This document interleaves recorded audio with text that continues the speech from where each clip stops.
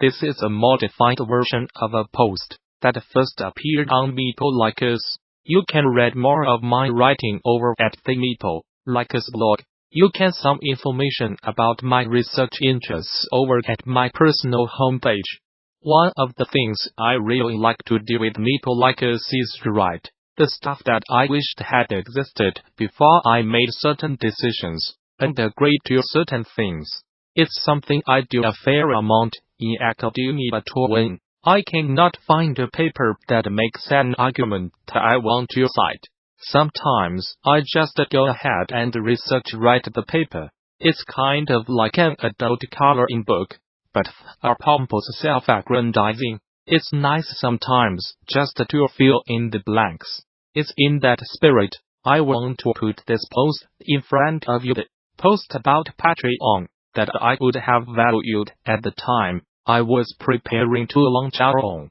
I have already written some honest reflections about Patreo, particularly the anxieties and incentives behind others.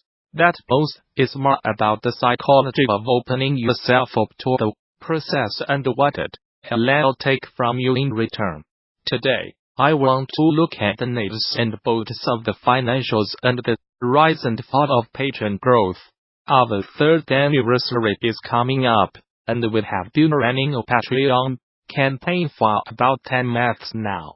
That's long enough to draw some conclusions, as well as show you where the money goes. As with the last Patreon post we did, I feel a little uncomfortable opening up in this way. It always feels a little like stripping in public, and trust me, nobody wants to see me do that.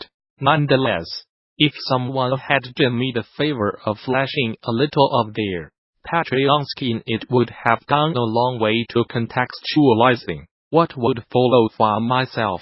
Hopefully someone finds this useful.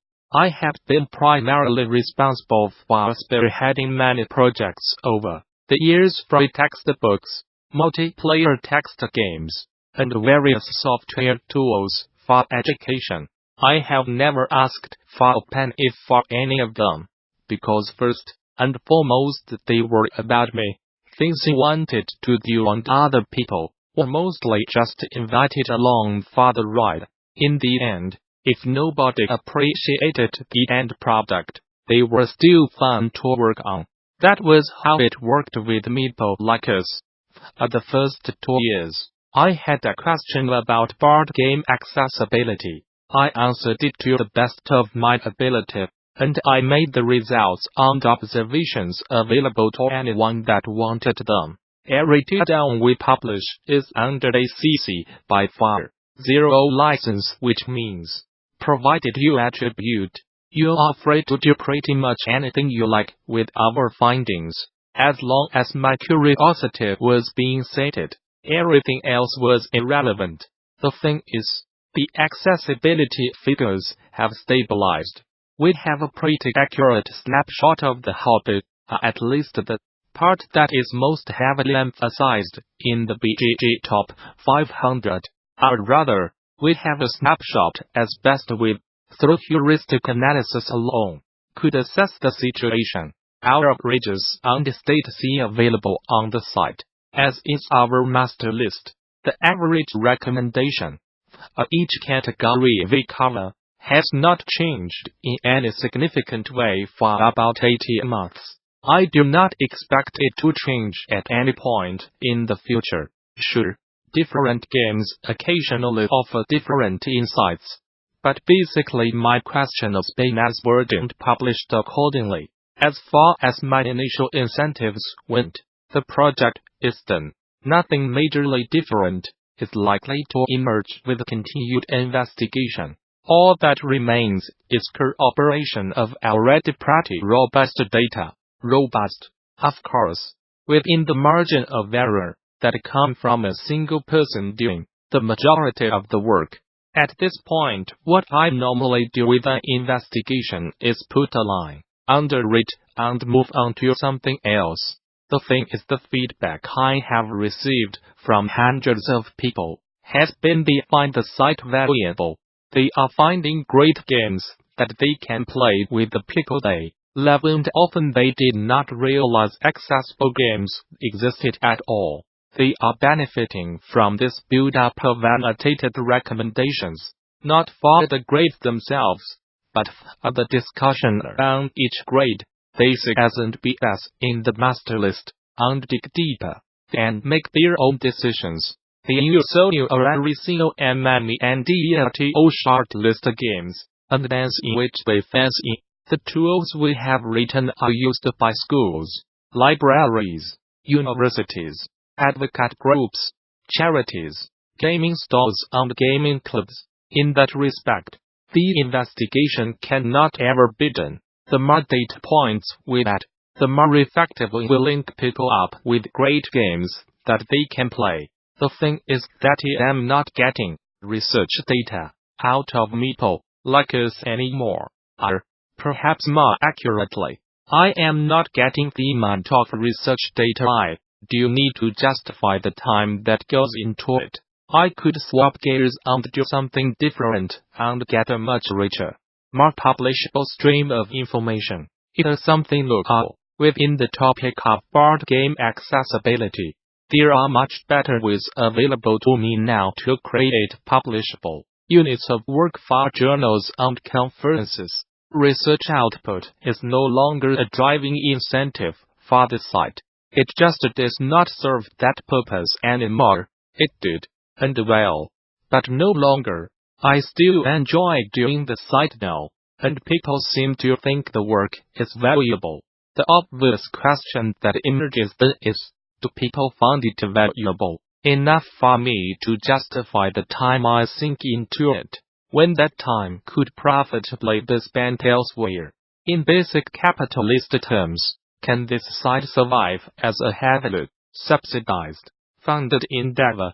Thus, Patreo, I am looking to see if the financials of this project can ever reach the point where it merits the operation and opportunity costs of the work. So far, the answer is no, but there's time for that to change. We do not operate a tight ship on people like us. We can function with a smaller percentage of what we spend on almost everything. We pay for ads every post. For example, we have a web hosting package, considerably more sophisticated than WNEADF at this specific site. We could very easily tighten our belts. But given this is a labor of love, there's a point where you need to ask why OURCLFWHYTHA belt tightening is even necessary. Our monthly expenses break down into following three expenses, averaged out. Instantly $85 a month goes towards regular activities. Of this, the advertising figure is perhaps the most eye-opening. But the simple fact is Facebook is an awful company and they charge you for access to the audience you have built. Of our 1,250-ish Facebook subscribers, if we do not serve an ad for those that have liked the page, only 100 to 200 of them will see any new post we publish. Assume around 5 posts to make sure that the people who have chosen to see our updates can actually see our updates. If I sound ridiculously bitter about that, it's just because I am ridiculously bitter about it. This is why I keep telling people that if they cannot support us on Patreon, they will genuinely be worth their weight in gold. If they boost our signal on social media and Reddit, a single Reddit post that does not get aggressively downvoted will send more traffic our way than any 6 Facebook ads we run. We also spend some of the Patreon money on games for review. We can probably request review copies of most things at this point, but I always feel somewhat beholden there. If I request a review copy, I am obligating myself to a review.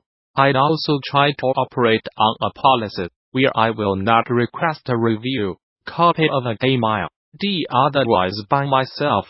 I try to ensure a clear break between review copies and games I want for my library. When the overlap comes in, it's after the fact. If my primary interest in a game is that I want to play it, it seems only appropriate that I actually do it. In terms of game, on the supporting component purchasing, it breaks down to another $30 a month. That's both physical games and apps. I sometimes use apps to explore games at inconvenient player counts, or just to work out whether the physical game might be worth attention. On top of that, we'll have convention costs. Over the past 10 months we'll have been to tour Glasgow Games Festival and Tabletop Scotland. We also went to United Kingdom last year, but that was paid for by my employer, because we were giving the equivalent of a research seminar.